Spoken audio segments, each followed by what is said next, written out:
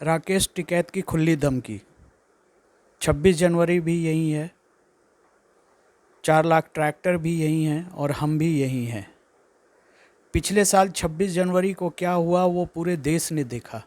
किस तरह से देश का झंडा हटाकर और वहाँ पे एक धर्म विशेष का झंडा लगा दिया गया, जिससे देश जो है वो पूरी तरह से शर्मसार हुई।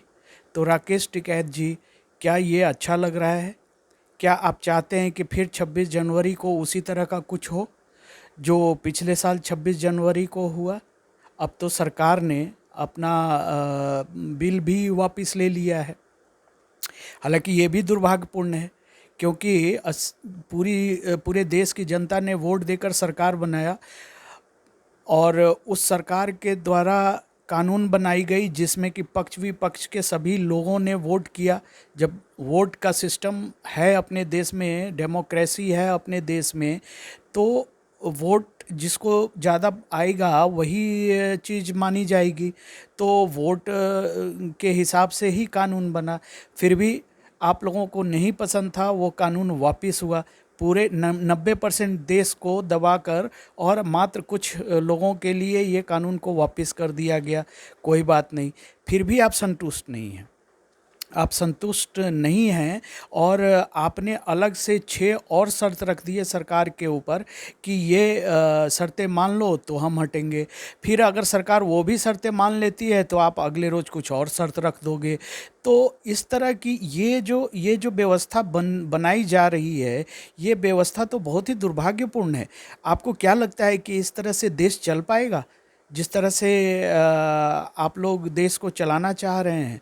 तो मेरी आपसे विनती है कि इस तरह का कोई भी सोच अगर कहीं पनप भी रहा है तो वो आपकी जिम्मेदारी बनती है, बिकॉज़ आप इस आंदोलन को लीड कर रहे हैं।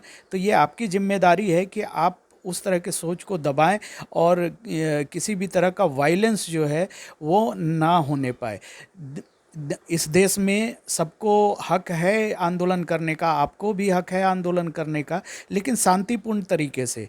आपके आंदोलन से अगर किसी और को हानि हो रही है, तकलीफ़ हो रही है, तो वो मान्य नहीं है। अगर आप मानते हैं कि आपका गणतंत्र, आपको संविधान आपको ये अधिकार देता है कि आप आंदोलन करें, तो वही संविधान औरों को भी अधिकार देता है। जो अधिकार आपके लिए है वो बाकी जनता के लिए भी है। तो आपसे मेरा विनम्र निवेदन है, आपसे मेरा विनम्र विनती है कि आग्रह है कि अब जो है ये इस तरह का कोई भी वायलेंस ना होने पाए, इसको सुनिश्चित कीजिए और इस धरने प्रदर्शन को ख़त्म कीजिए। आप सरकार से कभी भी बात कर सकते हैं, आप ही की सरकार है, ऐसी बात तो है नहीं। जब आप देश के नागरिक हैं और देश में सरकार है तो वो आपकी भी सरकार है और आपको ये विश्वास होना चाहिए कि आपकी बात सुनी जाएगी। तो आप इस बात को मद्देनज़र रखते हुए और शांतिपूर्ण तरीके से धरना प्रदर्शन को ख़त्म करें। किसी तरह का धमकी ना दें ताकि बाकी लोग भी उग्र हो जाएं, ऐसा नहीं होना चाहिए। तो इस बात को ज़रा मानिए और इसको अमल में लाइए ताकि सब लोग सुख चैन शांति से रह सके। यही समाज नीति का मूल मंत्र है कि सब लोग शांति से रहें, एक दूसरे का सहयोग करें और देश की तरक्की में हाथ बटाएं, तो समाज नीति फलीभूत होती है।